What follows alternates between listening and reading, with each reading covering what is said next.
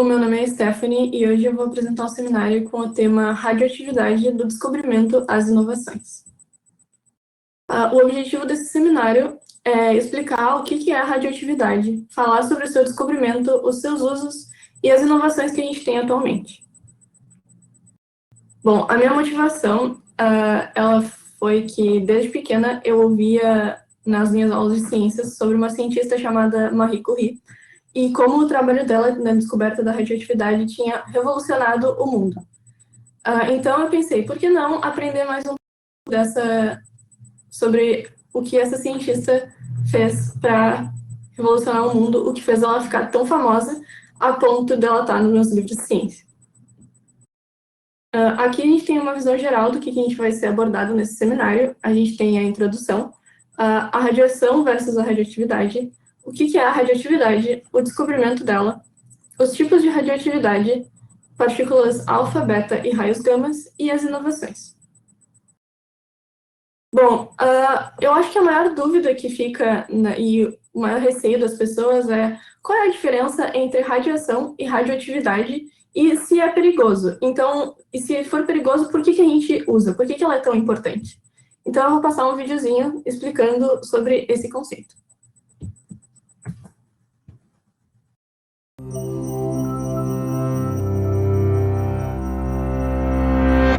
When we hear the word radiation, it's tempting to picture huge explosions and frightening mutations. But that's not the full story. Radiation also applies to rainbows and a doctor examining an X-ray. So what is radiation really, and how much should we worry about its effects? The answer begins with understanding that the word radiation describes two very different scientific phenomena: electromagnetic radiation and nuclear radiation. Electromagnetic radiation is pure energy consisting of interacting electrical and magnetic waves oscillating through space. As these waves oscillate faster, they scale up in energy. At the lower end of the spectrum, there's radio, infrared, and visible light. At the higher end are ultraviolet, X-ray, and gamma rays. Modern society is shaped by sending and detecting electromagnetic radiation. We might download an email to our phone via radio waves to open an image of an X-ray print, which we can see because our screen emits visible light. Nuclear radiation, on the other hand, originates in the atomic nucleus, where protons repel each other due to their mutually positive charges. A phenomenon known as the strong nuclear force struggles to overcome this repulsion and keep the nucleus intact. However, some combinations of protons and neutrons, known as isotopes, remain unstable, or radioactive. They will randomly eject matter and/or energy, known as nuclear radiation, to achieve greater stability.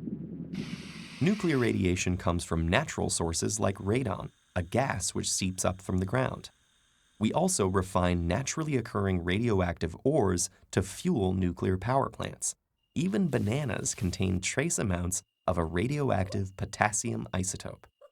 So if we live in a world of radiation, how can we escape its dangerous effects? To start, not all radiation is hazardous.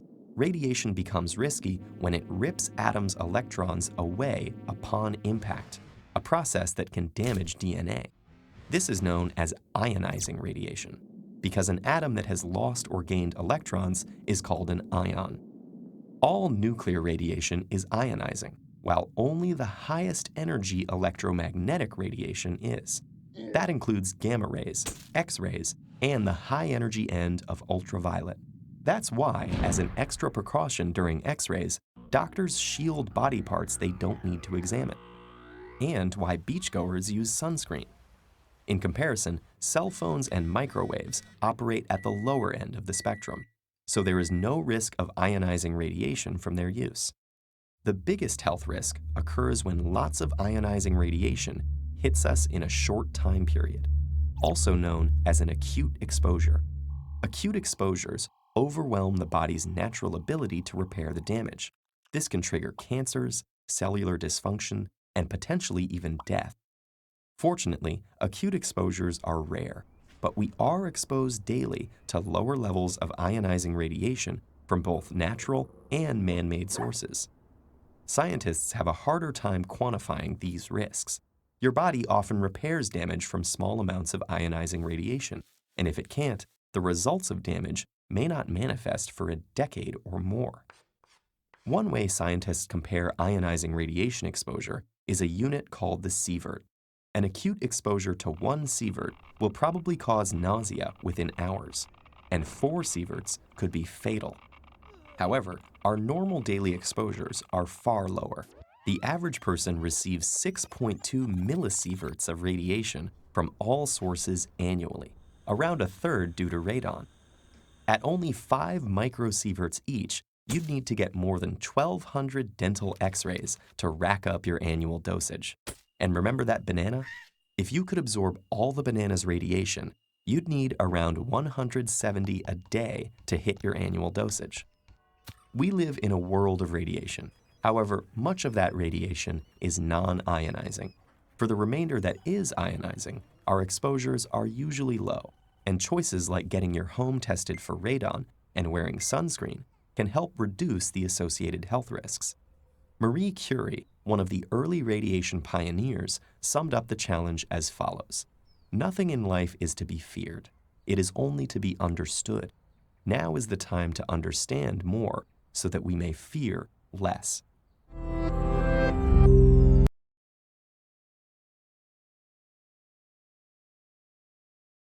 E entender a radioatividade foi exatamente o que a gente fez. Então, para começar o seminário, a gente vai entender o que é radioatividade.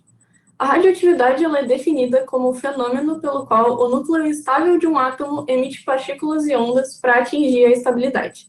Essas partículas e radiações elas vêm da desintegração de certos nuclídeos que as formam. O descobrimento da radioatividade ele ocorreu acidentalmente e por uma série de fatores. Porém, o mais importante deles foi a descoberta do raio-x em 1895. O raio-x ele foi descoberto pelo Wilhelm Röntgen. Ele descobriu acidentalmente um novo tipo de raio que permitia ele ver através do corpo humano. Aqui a gente tem o William e o primeiro raio-x já tirado, que é a mão de sua esposa.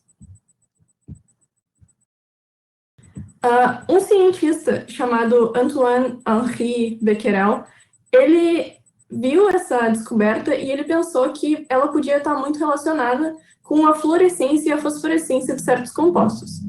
O Antoine, ele era fascinado pelo vidro de urânio, que quando exposto à luz ultravioleta, ele brilha. Então, ele decidiu criar um experimento envolvendo sais de urânio e uma placa fotográfica para pensar se tinha mesmo a ver essa radiação com o urânio. O experimento, ele basicamente consistia de... o Antoine pegava uma placa fotográfica, ele enrolou em um papel preto, colocou uma rocha de óxido de urânio em cima e colocou no sol, e deixou por um tempo. A teoria dele era de que essa rocha de urânio, por ela ser fosforescente, ela ia absorver a luz do sol e ia passar essa luz para a placa fotográfica mesmo através desse papel preto. Quando ele tirou essa placa fotográfica e revelou, ele notou que realmente tinha funcionado. Ele viu essa fotografia aqui, que foi exatamente onde a pedra de urânio estava posicionada. Porém, em Paris, quando ele foi repetir esse experimento, ficou chovendo por uma semana. Então, ele não podia fazer esse experimento, já que o experimento dele envolvia colocar essa placa fotográfica e a pedra na luz do sol. Então, ele foi lá e colocou tudo numa gaveta e esqueceu por um tempo até o tempo melhorar. Ele colocou exatamente o experimento, ele colocou uma placa fotográfica envolta em um papel preto com a pedra de urânio dentro da gaveta. Quando o tempo finalmente melhorou, ele, por algum motivo, decidiu revelar essa placa fotográfica que estava dentro da gaveta e ele ficou muito surpreso ao descobrir que a imagem que tinha nessa placa fotográfica era igual à do experimento dele na luz do sol. A única teoria que ele podia criar era que o urânio ele não estava absorvendo a luz do sol, ele tinha uma luz própria. Então, ele finalmente descobriu que essa radiação estava vindo do urânio. Foi aí que ele descobriu a radioatividade. A sua aluna, Marie Curie, ela ficou muito intrigada com esse fenômeno e decidiu estudar o óxido de urânio para sua tese de doutorado. Ela descobriu que esse novo tipo de radiação era uma propriedade do urânio e nomeou finalmente radioatividade. A Marie e o seu marido, o Pierre Curie, eles perceberam que esse óxido de urânio ele era muito mais radioativo do que o urânio metálico. E a única explicação que eles tinham era que existia mais de um composto radioativo no óxido de urânio. Eles, então, num esforço para conseguir separar esse elemento, descobriram o polônio, que foi nomeado graças à pátria-mãe da Marie Curie, que era a Polônia. Porém, esse polônio, ele ainda estava muito mais radioativo do que era para ser. Então, a única teoria válida era de que existia mais um composto radioativo dentro desse composto. Depois de 3 anos, eles finalmente conseguiram isolar o outro elemento, que foi o rádio, e eles ganharam o Prêmio Nobel de Química por essa descoberta. Agora, os tipos de radioatividade. Existem 2 tipos de radioatividade, a natural e a artificial. A que foi descoberta pela Marie Curie e pelo Antoine é a radioatividade natural. Ela ocorre quando o material radioativo ele já está no estado natural, como ele é encontrado na natureza, não existe nenhuma ação humana. Já a radioatividade artificial, ela foi descoberta pelo Frédéric Joliot e pela Irene Curie, filha de Marie e Pierre Curie, em 1934. Eles bombardearam uma folha de alumínio com partículas alfa e obtiveram o fósforo radioativo. Essa diferença entre as duas radioatividades, elas não têm nenhuma diferença a não ser o fato de que a radioatividade artificial ela tem ação humana, mas elas têm o mesmo princípio. Mas aí tu me pergunta, o que são essas partículas alfa, beta e os raios gama que foram falados no vídeo? Bom, Ernest Rutherford, ele ficou intrigado pelas descobertas da Marie e do Pierre Curie, e ele decidiu estudar a fundo qual era o conceito de radioatividade. Ele descobriu que o átomo radioativo ele se transmutava em novos elementos até atingir uma estabilidade. Então, ele criou o conceito de meia-vida radioativa, que é basicamente a semidesintegração desse átomo, é o tempo que demora para esse átomo se desintegrar pela metade. Ele queria determinar exatamente o que tinha num feixe de raio radioativo. E então ele criou um experimento para determinar o que compõe esse feixe radioativo. O experimento dele, ele colocou uma amostra radioativa de óxido de urânio dentro de um bloco de chumbo, colocou uma placa eletricamente carregada positivamente num lado e uma negativamente do outro, e colocou uma tela fluorescente onde iriam aparecer essas manchas luminosas. Na teoria dele, ele ia ver que se ele se feixe radioativo, ele se dividiria de acordo com esse campo elétrico. Ele notou que existiam 3 feixes. Ele os nomeou alfa, gama e beta. Os feixes alfa, eles foram atraídos pela placa negativa, portanto, a sua carga foi positiva. Os feixes betas, eles foram atraídos pela placa positiva, portanto, a sua carga foi negativa. E já os feixes gama, eles não foram atraídos nem pela placa positiva, nem pela placa negativa, portanto, ele descobriu que esses feixes, eles não eram partículas, e sim ondas. Aqui a gente tem a composição dos feixes alfa, a onda gama e a composição do feixe beta.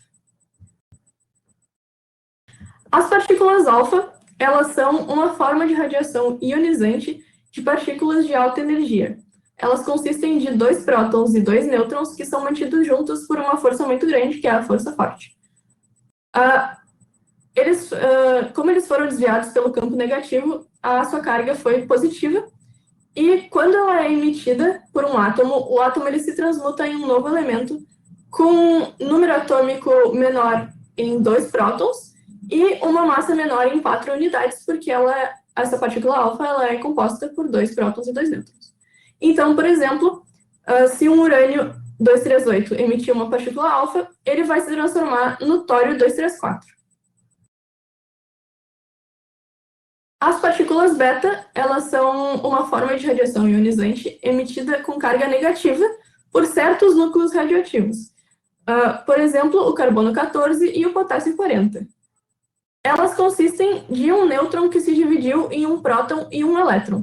Esse próton ele foi absorvido pelo núcleo do composto radioativo e esse elétron ele foi expelido. Então, como ocorre a absorção de um próton, esse átomo ele vai se transformar no seu sucessor na tabela periódica. Então, como um exemplo, nós temos quando um nêutron do carbono 14 se transforma em uma partícula beta e essa partícula é emitida, o carbono ele vai se transmutar no nitrogênio 14. Como é só expelido um elétron, ele não muda só a massa e só o número de prótons. Já os raios gamas, eles são ondas eletromagnéticas produzidas pela radioatividade. Eles não contêm nem carga e nem massa, então eles não vão alterar o número atômico do átomo. O átomo ele só vai perder um pouquinho de energia. Essa radiação ela pode causar sérios danos ao corpo humano, como foi mencionado no vídeo, e ser exposto por muito tempo pode causar esses danos. Porém, cada tipo de emissão ela tem um poder diferente de penetrar na matéria. Aqui nós temos que a partícula alfa, por ela ser muito grande, por ela ser composta por 2 nêutrons e 2 prótons, ela não penetra muito na matéria. Ela pode ser facilmente parada por uma folha de papel. Já a partícula beta, por ela ser menor, ela ser parecida com um elétron, ela consegue passar por essa folha de papel, porém ela é facilmente parada por uma folha de alumínio de 5 milímetros. Mas já os raios gama, por elas serem ondas eletromagnéticas e elas não terem massa nem carga, elas passam muito facilmente por várias superfícies. Eles são os piores dos raios ionizantes e a única coisa que consegue parar ele é uma placa de chumbo ou uma parede de concreto muito espessa. Agora a gente vai ver as inovações. Apesar da visão negativa que a gente tem sobre a radioatividade, ela tem aplicações importantes para o nosso cotidiano. O Albert Einstein, ele criou uma equação, a equação E igual a mc ao quadrado, que deduzia que se o núcleo do átomo ele fosse partido, ele liberaria uma grande quantidade de energia. Esse princípio ele é muito utilizado na produção de energia elétrica por meio da fissão nuclear ou na produção de bombas atômicas. O Otto Hahn foi um cientista que descobriu que se um elétron fosse arremessado no núcleo de átomo de urânio de massa 235, que se chama agora urânio enriquecido, esse átomo ele ia se partir em 2 novos átomos, ao mesmo tempo que expeliria 2 a 13 nêutrons do seu núcleo e produziria uma imensa quantidade de energia em pouco tempo. Isso provou que a teoria do Einstein era verdadeira e possibilitou, então, a criação de usinas nucleares. Agora a gente vai ver outro vídeo. Que explica um pouco sobre o funcionamento de uma usina nuclear. O funcionamento de uma usina nuclear é um processo que exige segurança máxima. No centro da usina fica o reator, onde acontece a geração de energia. A fissão dos átomos de urânio dentro das varetas do elemento combustível aquece a água que passa pelo reator. O gerador de vapor faz uma troca de calor entre a água do primeiro circuito e do sistema secundário. O vapor liberado movimenta a turbina que aciona o gerador elétrico. Depois, o vapor passa por um condensador, onde é refrigerado pela água do mar. Então, bem curtinho o vídeo. Ele explica o funcionamento do reator da Angra 2, aqui no Brasil, que a gente tem essa usina nuclear.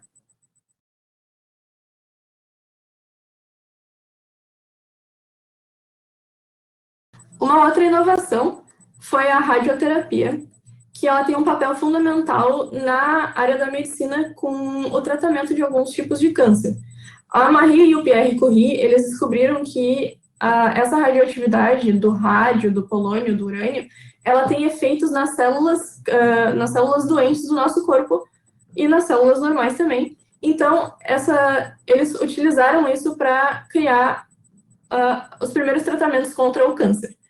Esse tratamento, ele utiliza as radiações ionizantes para destruir um tumor ou impedir que as suas células elas aumentem. A terceira inovação que eu trouxe foi o contador Geiger. Ele foi inventado principalmente pelo fato da radiação ela ser invisível ao olho nu. Então, a gente não sente ela até a gente ficar doente. E quando a gente está doente, já é tarde demais para detectar essa radiação. Então, o Hans Geiger, ele inventou esse dispositivo para medir o nível de radiação nos corpos e no ambiente. Ele criou isso em 1908. Dentro do contador Geiger, ele contém um tubo com argônio que ele se ioniza e, ao ser atravessado pelas partículas alfa e beta e gama da radiação, ele emite um clique. Agora a gente vai ver um videozinho para vocês ouvirem esse clique. Pretty much completely blocked by. O moço, ele vai falar em inglês, mas não tem problema, porque eu vou explicar isso depois, já que não tem legenda. Paper, whereas the beta and the gamma makes basically no difference. So if we try lead, our alphas are completely blocked. Strontium, the beta is pretty much blocked, but our gamma source, it makes basically no difference. So we can even go to a thick, solid piece of lead.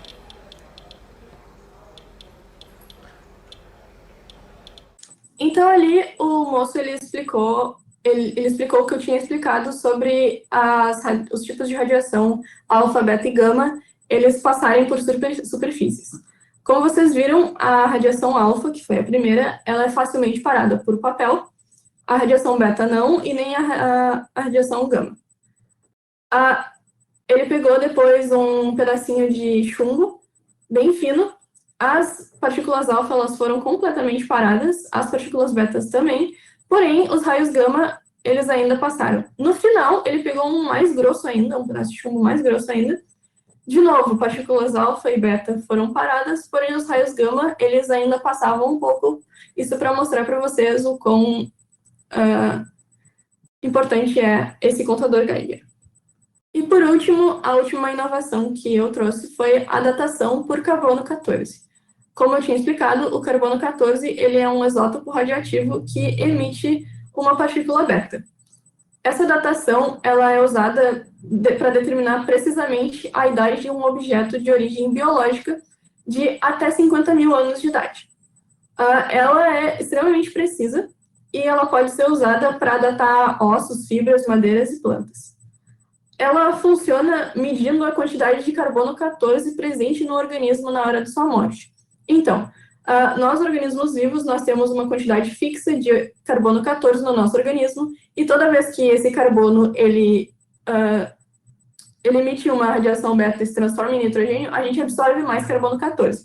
Então, essa quantidade ela é fixa para todos os seres vivos. Porém, na hora da tua morte, tu não tem mais como absorver essa datação, e é esse carbono 14. E é exatamente isso que a gente mede. A gente mede o tempo de meia-vida do carbono 14, que eventualmente se transformará em nitrogênio 14. Como o tempo de meia-vida é de 5.700 anos, a gente pode facilmente ver qual é a composição e qual é a concentração de carbono 14 num organismo, possibilitando o cálculo da idade da amostra na hora da sua morte.